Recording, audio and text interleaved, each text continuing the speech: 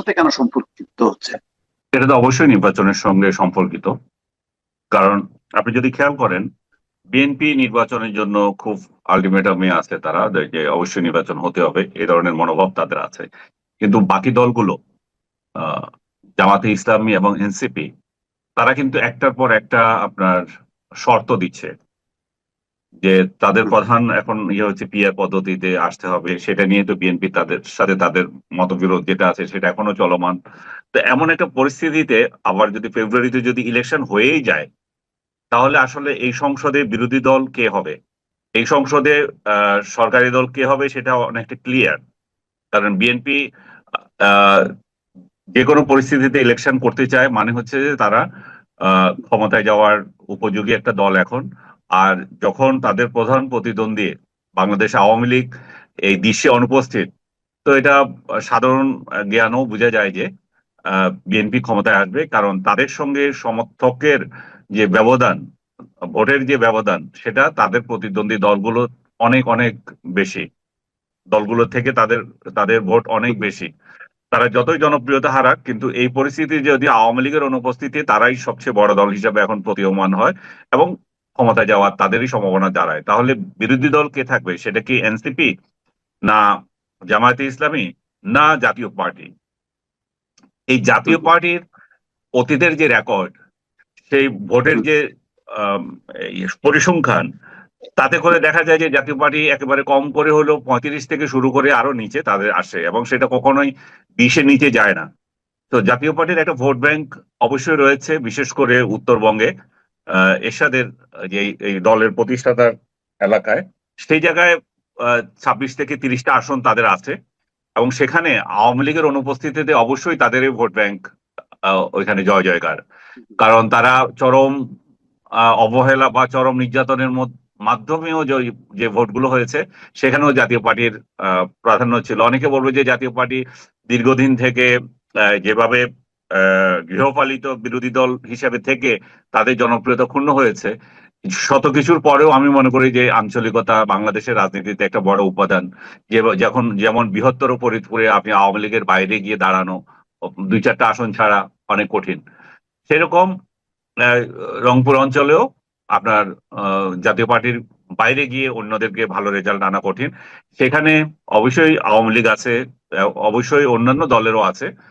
জামাত যদি সেই এলাকাগুলো, জাতীয় পার্টি যদি এখন ইলেকশন থেকে সম্পূর্ণ আউট হয়ে যায়, তাহলে আপনি দেখেন যে হুম, হুম, আওয়ামী লীগ আউট, জাতীয় পার্টি আউট। আর বিগত সংসদে যারা প্রধান দল ছিল এবং প্রধান বিরোধী দল ছিল, তারা দুই দলেই যদি আউট হয়ে যায়, তাহলে এই ভোটার গুলো, তাদের যে সমর্থক গোষ্ঠী আছে, তারা কাকে ভোট দেবে?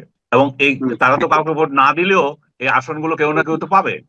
তো সেই জায়গায় হুম, জামাতের পক্ষে অতি সহজেই সংসদে বিরোধী দলীয় নেতার আসন পাওয়া বা বিরোধী দলের আসনে বসা সম্ভব। যেটা জাতীয় পার্টি যদি থাকে, এটা হবে কি হবে না, এটা চ্যালেঞ্জের মুখে থাকবে। তো এই পরিস্থিতিতে তারা একযোগে যদি জাতীয় পার্টিকে নিষিদ্ধ করতে চায়, তাহলে আপনার ভাষায় যেটা আমি বলতে চাই, যে আমরা যেটা অকশোতে বসি, যে সহমত ভাইয়েরা, বা আপনি বলেন যে বউ জামাই টক শো, আসলে বউ জামাইয়ের হুম, মধ্যেও তো ঝগড়া থাকে, এখানে তো তাও হবে না।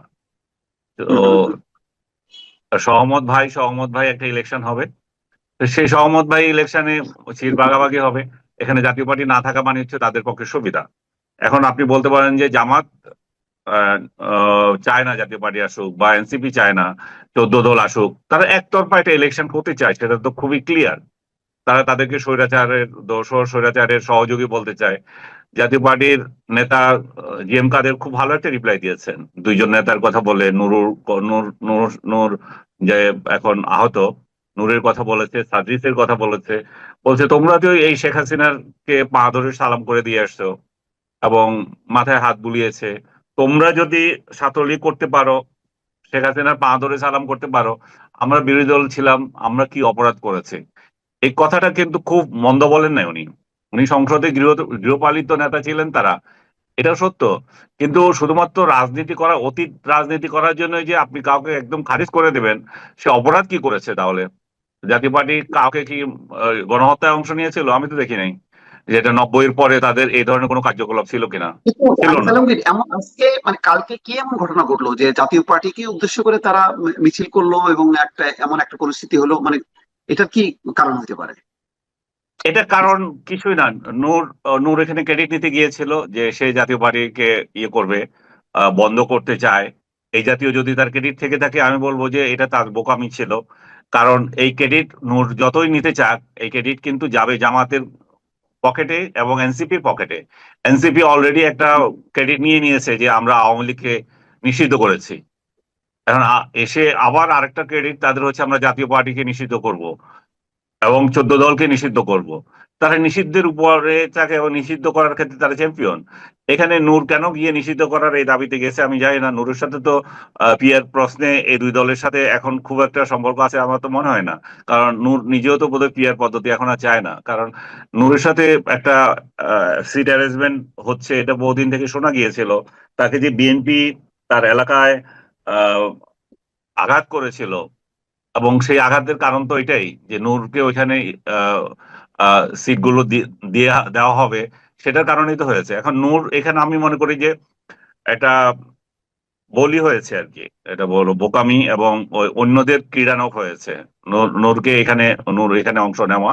তো তারা আচ্ছা, যদি মনে করে যে এখন তো জাতীয় রাজনীতিতে জাতীয় পার্টি তেমন কোনো ইস্যু না, কিন্তু তারপরেও মানে জাতীয় পার্টি সেখানে তারা প্রসেশন করলো, সংঘাত হলো।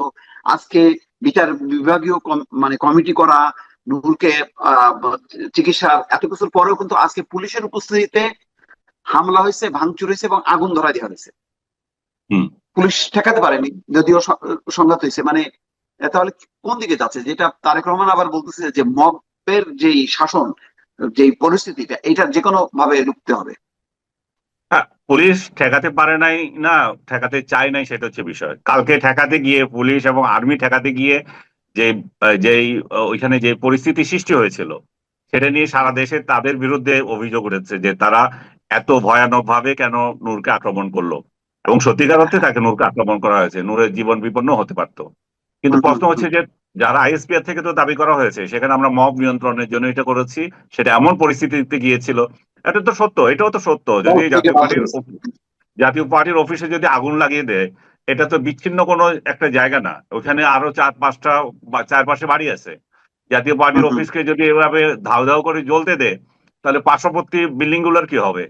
এই দায়িত্ব কে নেবে? তাহলে আইন শৃঙ্খলা রক্ষাকারী বাহিনীর দায়িত্ব কি? তারা তো এটা প্রিভেন্ট করবেই। এখন প্রিভেন্ট করতে গিয়ে তারা নূরকে কেন আক্রমণ করলো? নূর এমন কি অগ্রবর্তী ইয়ে ছিল যে, বা তার নেতৃত্বে কি হামলা দিয়েছে? তার হাতে কি আগুন ছিল? আগুন প্রতিরোধ করার জন্য তারা তো অনেক উপায় থাকতে পারে। আবার ওই ওই উপস্থিত ঘটনাবলীতে আমি আপনি কেউ ছিলাম না।